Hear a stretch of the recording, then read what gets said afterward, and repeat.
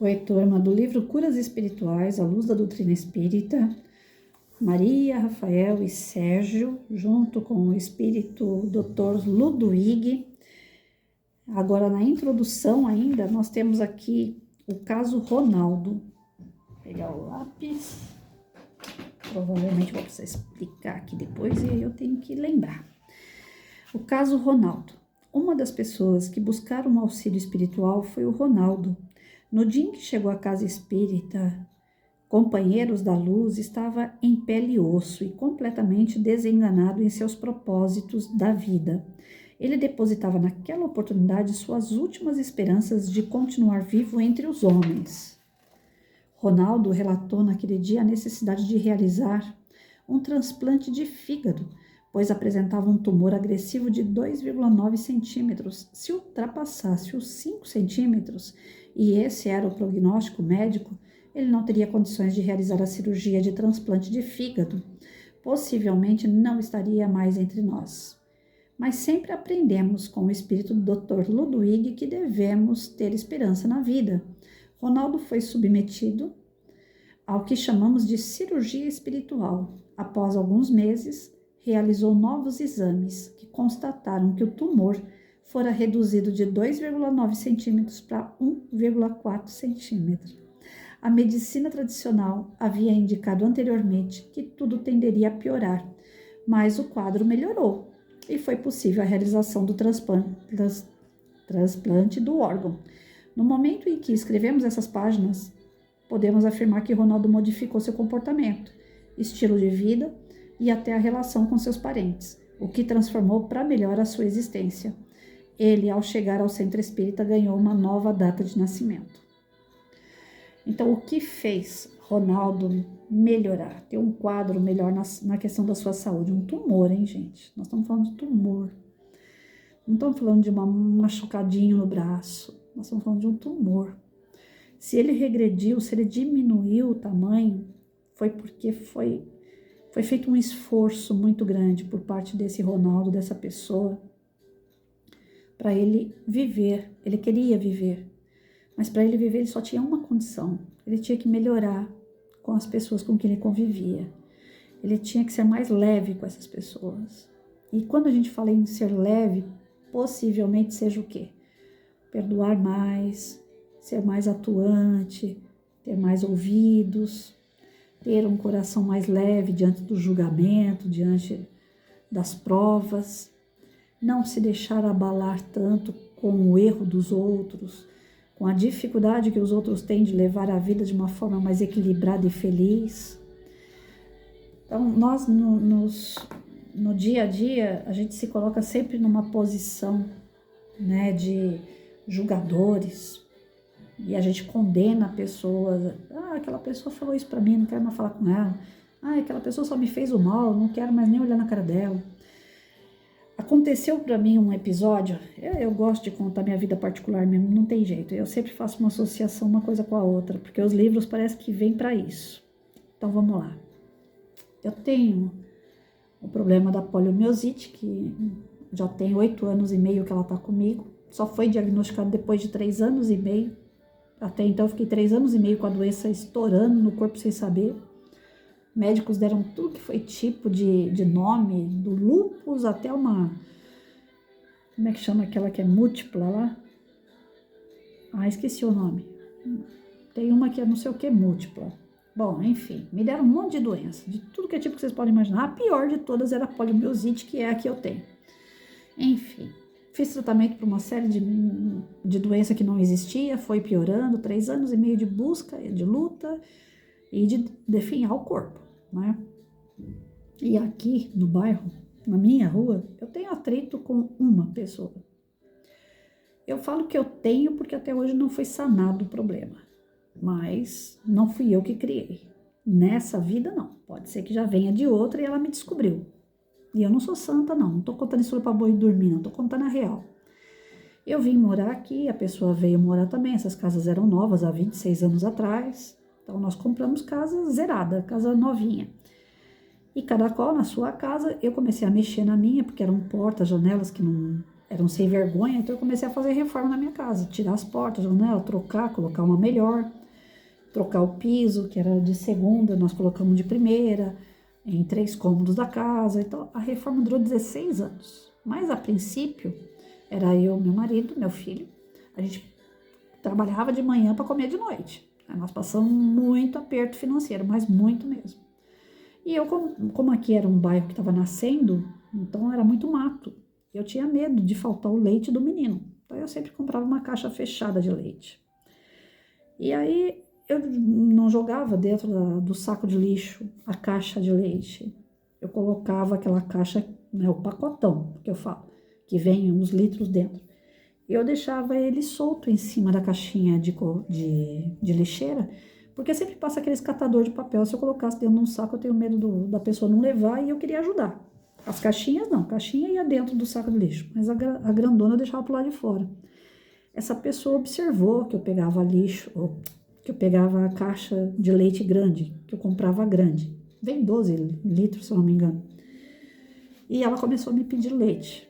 Começou a história desse jeito. A gente não tinha amizade, não se conhecia, mas ela veio bater na minha porta e falar: você tem como me arrumar 1 litro de leite que amanhã eu te pago? Eu falei: tá bom. Né? Como a gente morava no meio do mato, eu falei: eu dou, porque vai que ela tem criança, né? Não sabia como é que era a família dela. Eu dava. Só que ela começou a pegar de noite sempre e me dava no outro dia. Meu marido um dia chegou e me falou assim: Patrícia, não faz sentido ela ficar pedindo leite de noite e de manhã ela te paga. Então não era melhor ela já comprar 2, que ela já ficava com 1 e o outro ela te pagava e acabou a história? Falei: tá ficando esquisito, né? Falei: eu vou parar de dar esse leite para ela de noite. Aí eu não dei, não estiquei conversa, não queria saber de nada, né? Eu sempre, no lugar onde eu moro ou trabalho, eu sempre sou muito séria.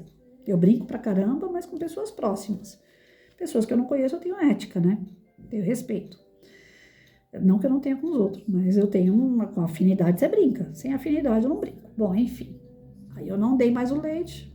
Passou um tempo, eu tava mexendo com os canos aqui em casa e tal. Ela falou assim: dá pra você vir aqui na minha casa pra poder ver um cano que tá dando problema? Eu sou muito pitaqueira, né? Falei: eu não entendo nada de obra, mas eu posso dar uma olhada. Aí eu olhei no cano, dei uma ideia do que ela tinha que fazer pra parar de vazar lá e tal. Beleza. Só que aí ela já veio fazer fofoca de vizinho, que vizinho não gostava de mim porque eu andava de bermuda, mostrava minha perna e não sei o quê. Bom, aquelas coisas de bairro.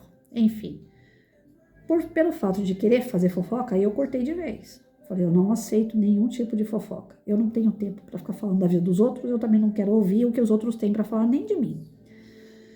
E cortei a conversa, evitei mais do que nunca, né, parar para conversar, sempre bom dia, boa tarde, boa noite e só. E as coisas foram aumentando, foram aumentando. Aí um dia, meu marido limpando aqui em cima da casa, encontrou camisinha usada. Aí eu comentei com o vizinho, falei: engraçado, como é que a molecada subiu na minha casa para transar? Jogaram uma camisinha usada em cima da minha casa. Aí chegou no ouvido dela que eu tinha dito que era o filho dela. Eu falei: mas eu não falei do teu filho. Eu falei: que molecada fez isso? Eu não sei quem fez. Se eu soubesse, eu ia ter com a pessoa. Mas eu falei: molecada. Como o filho dela vivia brincando na casa que era abandonada aqui do lado, ela se queimou, achou que o negócio fosse com ele. Eu não falei o nome da pessoa. E a coisa só foi enrolando, só foi enrolando. Daí em diante, a gente não conseguiu mais ter nenhum tipo de convivência, nem de falar bom dia. Então, o vizinho vai aumentando problemas, até chegar num ponto que fica insustentável. Aí ela tentou me agredir, teve caso de polícia no meio. Bom, o negócio foi até, né? Quando foi agora, há 2 anos atrás, quando eu me aposentei, eu comecei, até então eu tinha até raiva, gente. Eu tô contando um caso que é complicado, né? Não tô falando da boca para fora, não. É um caso bem complicado. Foi envolvendo uma série de coisas até da polícia, como eu falei para vocês. E eu sempre andava na rua alerta, com medo de acontecer alguma coisa, porque ela tentou, né, me agredir. Bom, enfim. As coisas foram chegando num ponto insustentável. Então, nem cumprimento mais. Só que eu não conseguia olhar para a pessoa para entender a situação dela, eu não conseguia olhar que a vida dela não é fácil, eu não conseguia me colocar no lugar dela. Eu simplesmente falava: essa doida, né, quer fazer coisas, não sei o que. Então, eu julgava, prejulgava, condenava e pronto. E a minha perna começou a dar problema. E tudo começou, se eu for olhar lá atrás, na questão da perna. Porque foi a fofoca que falava da minha perna que deu todo esse desconforto aí.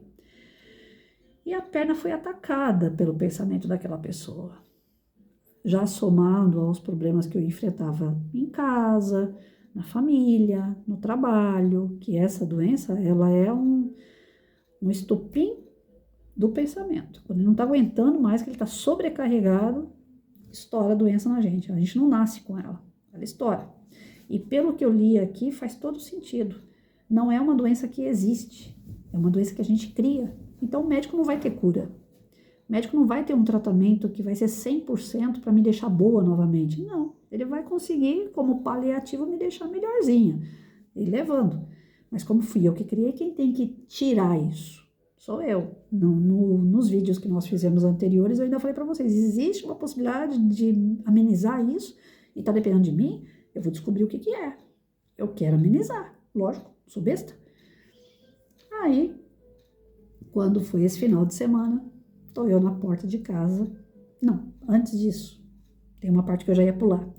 Quando eu me aposentei, há 2 anos, quase 2 anos atrás, eu passei a fazer evangelho toda segunda-feira e eu colocava o nome dessa mulher no meu evangelho. Eu passei a colocar o nome dela, do filho, do marido e comecei a mentalizar a energia boa para a casa dela, pensando que eu quero o melhor para ela, que ela se equilibre, que eles vivam em paz, que acabe a questão de drogas e uma série de coisas ruins que acontecem lá na casa dela. Comecei a mentalizar isso toda segunda-feira. Eu percebi que através do meu evangelho e mais a minha vizinha que faz culto na casa dela também, e todo dia ela coloca música evangélica bem alto, né? Então isso limpa, não tem como. Música evangélica espanta tudo, gente, é uma beleza. Eu adoro música evangélica gospel, né, que fala. Então o nosso trabalho, querendo ou não, começou a melhorar a rua. A rua começou a ficar mais equilibrada. Eu percebi que através disso, tanto da música da minha vizinha, dos seus cultos, do meu evangelho, foi abrandando, porque era muita briga na casa dessa mulher, era muita discussão, era muita gritaria, palavrões, xingamento, violência. E não que resolveu, mas diminuiu bem. Aí chegou no ponto onde eu quero. Quando foi esse final de semana, eu estava na porta da minha casa esperando o Uber e eu escutei gritaria na casa deles, porque é perto da minha casa. E dessa gritaria, ela saiu da casa dela e veio parar onde? Na minha calçada. Tem anos que a gente não fala nem bom dia uma para outra. Quando ela parou na minha calçada, ela falou assim, você tá bem? Aí eu falei assim, na medida do possível, sim. Ela falou assim, é porque eu não tô. Aí começou a desabafar. Chorou, chorou, chorou, falou tudo que ela tinha que falar. Em pouco tempo, espera de Uber, coisa de 4, 5 minutos. Aí falou do menino, falou do marido e chorou, chorou. Ela falou, faz tempo que eu tô querendo vir aqui falar com você. Eu oro por você. Aí aquilo me tocou. Tudo que ela tava desabafando eu já sabia. O que ela vivia na casa dela não é novidade para ninguém. Vira e mexe tem viatura lá. Mas ela falar que tava orando por mim, aquilo foi novidade. E engraçado que se for verdade que ela ora por mim, eu já estou há 2 anos, de coração, orando por ela e a família dela. Então, a gente magnetiza aquilo que nós sentimos. Naquele momento que eu estava no portão, eu senti como se eu tivesse magnetizado ela através da prece que eu estava fazendo para amenizar o sofrimento deles lá, enquanto eu esperava meu Uber. Nós magnetizamos e nós transformamos as situações. E quando a gente transforma a situação, de fato, ela também transforma a gente. Foi preciso esse momento que não houve nem perdão, não houve nada, só houve essa conversa. Mas essa conversa era uma conversa que era necessária. Não sei se ela estava falando sério, né, falando de coração ou não, mas o meu coração estava sério. Eu olhei ela não mais com raiva, não mais com aquele sentimento de, ai, que mulher louca. Não, eu olhei para ela como a gente olha para uma pessoa doente. Com aquele carinho de que se eu pudesse naquele momento abraçar ela, eu teria feito. Não fiz ainda por uma questão de medo, talvez, né? De preservação. Vai que eu abraço e ela me agride, né? Sabe quando você não confia muito na situação, mas ao mesmo passo você abre guarda? Eu abri guarda. E eu me senti tão bem com isso, gente. Tô falando de coração. Eu me senti muito bem. E eu me senti tão bem que a perna, ela andou sem se segurar em lugar nenhum. Eu só tive dificuldade para subir numa escada quando eu voltei para casa, mas aí a escada é normal, a escada eu não consigo mesmo. É que nem o livro falou, tem coisas que você não vai conseguir mais voltar. O que degenerou, você não consegue mais trazer a regeneração, né? Mas você consegue fazer alguns milagres, algumas transformações no seu corpo devido à mudança que você faz aqui. E eu tô sentindo isso no começo desse livro. Eu tô esperançosa demais de que através das palavras desse livro, muita coisa ainda possa mudar na minha vida, como também daqueles que estão me ouvindo. Ninguém vai pegar para ver um vídeo falando sobre curas espirituais se ele não estiver precisando de uma. Ou se é algum médium que trabalha com curas espirituais. Então, nós temos aqui 2 tipos de pessoa que vão me assistir. Ou quem está trabalhando sobre cura, ou quem está precisando dela. Então, para aqueles que estão precisando, o que eu tenho a dizer, a São Tomé aqui tem para dizer, funciona. Já começou a funcionar comigo. O meu corpo está leve desde quando eu falei com essa mulher. E eu falei pouca coisa, não falei nem de perdão, nem nada. Mas o fato de eu não olhar para ela com raiva, eu não olhar para ela julgando, condenando, como eu sempre fiz. Eu olhei com outro olhar de ternura, aberto. Se ela fosse me abraçar, era um risco, porque eu não sei se anda com faca ou não, mas eu abraçaria. Eu me senti mais leve. E dali o meu corpo está correspondendo de uma forma mais leve. Se mudar, eu conto para vocês, mas até agora estou me sentindo bem. Aconteceu sábado, domingo, hoje é segunda. Eu estou me sentindo bem melhor. Às vezes são entraves que a gente pensa que tem do lado B e está no lado A. Eu estava julgando que a minha situação física, a minha comorbidade se deve principalmente ao ambiente de trabalho que eu estava. De repente nem era lá o problema. De repente era aqui. Vai saber. Então a gente tem que estar em alerta. Quais são os lugares que nós deixamos alguns nós e desfazer esses nós. O que o Ronaldo fez aqui foi desfazer nós. Por isso que o nódulo que ele tinha diminuiu. Porque a raiva que ele tinha diminuiu. Os nossos nódulos, as nossas mazelas, somos nós realmente que criamos. E eu estou entendendo passo a passo através da leitura desse livro. Espero que você também, espero que também faça bem. O que os médiuns, né, que estão escutando, que vão estudando junto, olha o tamanho do poder de cura que nós mesmos temos. E temos que trabalhar com os assistidos, né? É interessante como o exemplo do sábado tá aqui, na minha cara. E eu não leio o livro, gente. Eu leio ele, a partir do momento que eu ligo a câmera aqui, eu vou lendo e vou explicando aquilo que eu entendi. Uma situação muito parecida com o que aconteceu no sábado. Né? Eu estou me sentindo melhor por não ter pensado negativamente, por não ter agido de uma forma bruta, mas por ter aberto meu coração, ouvido aquela mulher. E quando ela falou, eu oro por você, eu falei para ela, eu também oro por você. Mas o que eu faço? Ela estava bem desequilibrada. Eu falei para ela assim, ora, é o que você tem para fazer. No caso da tua família, não há muito o que fazer agora. Eu orar. Ela, eu tô com um caroço na barriga, não sei o que. Eu falei, vai passar. Ora. Foi a única coisa que eu tive para falar para ela, mas com o meu coração aberto. E isso deu uma leveza pro corpo. Vamos lá, a gente vai aprendendo, né?